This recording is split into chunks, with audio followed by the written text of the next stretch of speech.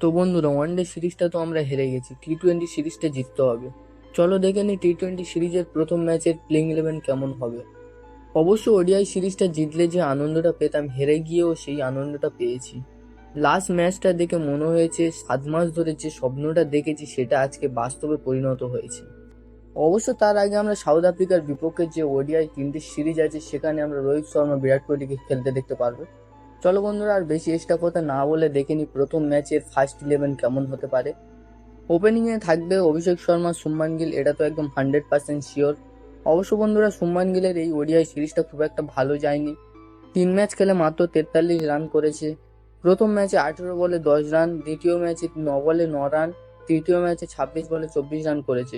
3 নম্বরে থাকবে তিলক ভার্মা, 4 নম্বরে থাকবে ক্যাপ্টেন সূর্য কুমার যাদব, 5 নম্বরে থাকবে সঞ্জু স্যামসং।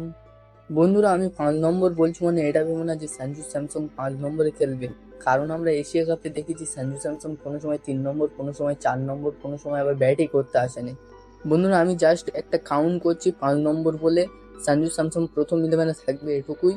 তবে কত নম্বরে ব্যাট করতে আসবে সেটা একমাত্র কোচ গৌতম গম্ভীর আর সঞ্জু স্যামসংই জানে।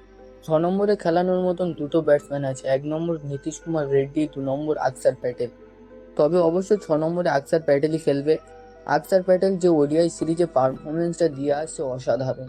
আকসার প্যাটেল 75 রানের সাথে 3টে উইকেট নিয়েছে, এটা একটা অলরাউন্ডারের জন্য অসাধারণ পারফরমেন্স।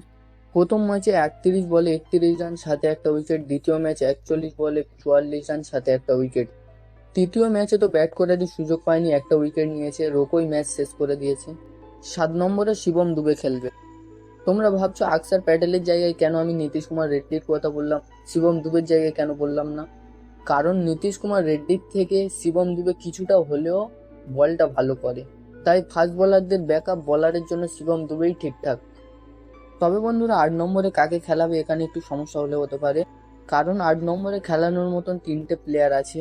1 নম্বরে কুলদীপ যাদব, 2 নম্বরে রিঙ্কু সিং, 3 নম্বরে ওয়াশিংটন সুন্দর। তবে আমার মতে কুলদীপ যাদবকে খেলানো উচিত। বন্ধুরা, তোমাদের মতে কি বলে কমেন্টে জানাও। 9 নম্বরে অবশ্যই বরুণ চক্রবর্তী খেলবে, এখানে কোনো সমস্যা নেই, কারণ বরুণ চক্রবর্তী যে হারে ধারাবাহিক পারফরমেন্স দিয়ে আসছে অসাধারণ। 10 নম্বরে অবশ্যই জাসপ্রীত বুমরা খেলবে, এখানে কোনো সমস্যা নেই। তবে বন্ধুরা, 11 নম্বরে কাকে খেলাবে এখানে একটু সমস্যা হলে হতে পারে, কারণ 1 নম্বরে হাসিদ রানা আছে, 2 নম্বরে আরদীপ সিং আছে।